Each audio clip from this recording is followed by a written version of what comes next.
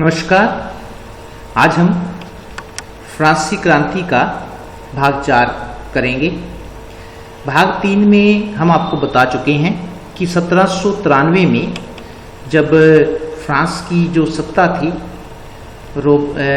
Robespierre के हाथों में आई तो उन्होंने फ्रांस में गणतंत्र की स्थापना की और गणतंत्र के जितने भी शत्रु थे या जो उसके कार्यशैली से खुश नहीं थे, काम करने के तरीके से खुश नहीं थे, रोबेस्पियर ने उन सभी को पर क्रांतिकारी न्यायालय में मुकदमा चलाया और जो भी वहाँ पर दोषी पाया गया उसको गिलोटिन नामक मशीन पर चढ़ाकर उसकी गर्दन काट दी गई।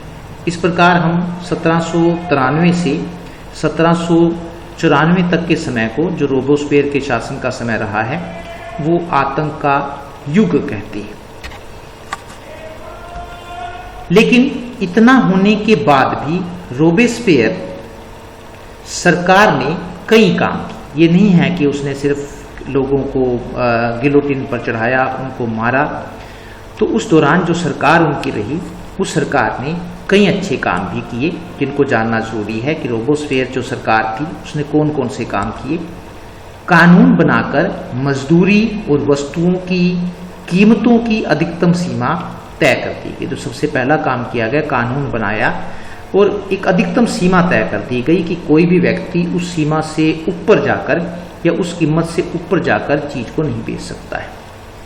वस्तुओं और मजदूरी की कीमतों की अधिकतम सीमा तय कर दी गई। नंबर 2, पाव रोटी की राशनिंग कर दी गई। राशनिंग का मतलब था कि हर व्यक्ति के लिए तय कर दिया गया कि उसको कितनी पाव रोटी मिलेगी, ताकि कोई भी भूखा ना। राशनिंग होता है ना, जैसे आपको निर्धारित कीमत पर दी जाएगी। जैसे आपको जो डिप्पो की दुकानें होती हैं जिसको हम कहते हैं राशन की दुकान, तो वहाँ से जो सामान है वो सस्ता मिलता है। तो दुकानें, ऐसे राशन की दुकानें खोली गई जहाँ पर जो पाव रोटी थी वो लोगों को सस्ती मिलती थी। नंबर 3, आटे के इस्तेमाल पर रोक लगा दी गई तथा सभी नागरिकों के लिए साबुत गेहूं से बनी रोटी खाना जरूरी कर दिया गया।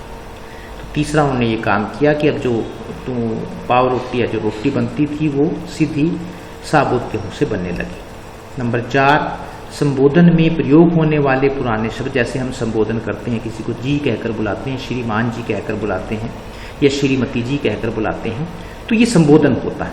संबोधन में प्रयोग होने वाले पुराने शब्द जैसे मानस्यूर का मतलब होता है महाशय। पुराने जो शब्द थे, जब बड़े आदमी, कुलीन वर्ग के टाइप के जो आदमी होते थे, उनको मानस्यूर कहकर बुलाया जाता था। तथा मदाम, महोदया, ये मैडम के लिए प्रयोग होता था जो कुलीन वर्ग की महिला होती थी, के स्थान पर अब सभी फ्रांसीसी पुरुषों को सितोयेन, नागरिक, और महिलाओं को सितायीन, नागरिका के नाम से संबोधित किया जाने लगा। बड़े जो शब्द थे, जो मानस्यूर कहते थे, महाशय या श्रीमान जी, जो बड़े अमीर आदमियों के लिए प्रयोग होते थे, मानस्यूर और मदाम, उन पर रोक लगा दी गई। नए शब्द बनाए गए, जो सभी व्यक्ति थे उनको एक समान बनाया गया। पुरुषों को सितोयेन और महिलाओं को सितायीन के नाम से संबोधित किया जाने लगा।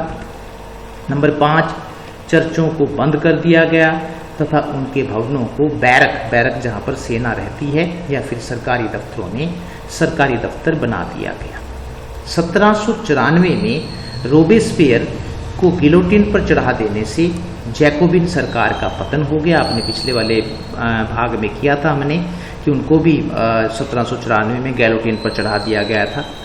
तो इससे उनकी सरकार का पतन हो गया और सत्ता मध्यम वर्ग के संपन्न तबके के पास आ गई। मध्यम वर्ग था, मध्यम वर्ग में वे लोग जो अमीर, जो संपन्न थे, तो जो सत्ता थी वो मध्यम वर्ग के संपन्न तबके के पास आ गई। नई संविधान के अनुसार सरकार चलाने की जिम्मेदारी, फिर एक और दोबारा फिर नया संविधान बना और उस नए संविधान के अनुसार सरकार चलाने की जिम्मेदारी 5 सदस्यों की कार्यपालिका को सौंपी गई, जिसे डायरेक्टरी कहा जाता था। पहले नेशनल असेंबली, फिर कन्वेंशन, तो अब दोबारा एक नया संविधान बनाया गया और उसमें सरकार चलाने की जिम्मेदारी 5 सदस्यों की कार्यपालिका को सौंपी गई, जिसे डायरेक्टरी कहा जाता था।